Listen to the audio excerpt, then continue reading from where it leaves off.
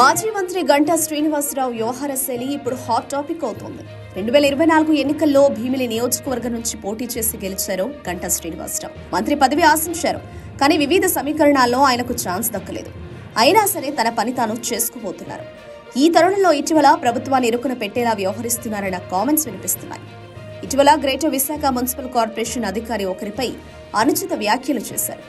పారిశుద్ధ్య నిర్వహణపై ఓ శానిటరీ ఇన్స్పెక్టర్పై ఆగ్రహం వ్యక్తం చేశారు. రాస్కెల్ అంటూ ఆయనపై విరుచుకుపడ్డారు. సోషల్ మీడియాలో అది వైరల్ అయింది. అయితే అది చాలదన్నట్టు ఇప్పుడు విశాఖ విమాన సర్వీసుల తీరుపై ఆగ్రహం వ్యక్తం చేస్తూ గంటా శ్రీనివాసరావు సోషల్ మీడియాలో పోస్టులు పెట్టారు. దీంతో హైకమాండ్ ఆగ్రహం వ్యక్తం చేసినట్టు తెలుస్తోంది. తెలుగుదేశం పార్టీకి చెందిన కింజరాపు రామ్మోహన్ నాయుడు పౌర విమానయాన శాఖ మంత్రిగా ఉన్న సంగతి తెలిసిందే. భోగాపురం అంతర్జాతీయ విమానాశ్రయ నిర్మాణంలో ఆయన కీలక పాత్ర పోషిస్తున్నారు. ఎప్పటికప్పుడు పనుల పర్యవేక్షణ కొనసాగుతోంది. మరోవైపు రాష్ట్ర వ్యాప్తంగా సీప్లేన్ల ఏర్పాట్లు, అంతర్జాతీయ విమాన సర్వీసులు, ఇతరత్రా వసతులు ఏర్పాటు చేయడంలో కింజరాపు రామ్మోహన్ నాయుడు కృషి ఉంది. విమానయాన సేవలో అంతటి సానుకూలత కనిపిస్తోంది.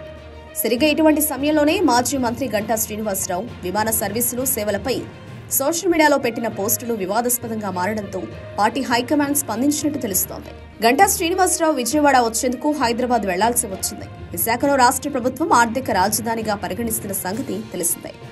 అయితే ఈ క్రమంలో విశాఖ నుంచి విమాన సర్వీసులు ఒక్కొక్కటిగా రద్దవుతుండటంతో ప్రయాణికులకు ఇబ్బంది ఏర్పడుతుందని సోషల్ మీడియాలో ట్వీట్ చేశారు. విశాఖ నుంచి అమరావతికి విమానంలో వెళ్లాలంటే హైదరాబాద్ మీదుగా ప్రయాణించాల్సి వస్తుందని తెలిపారు.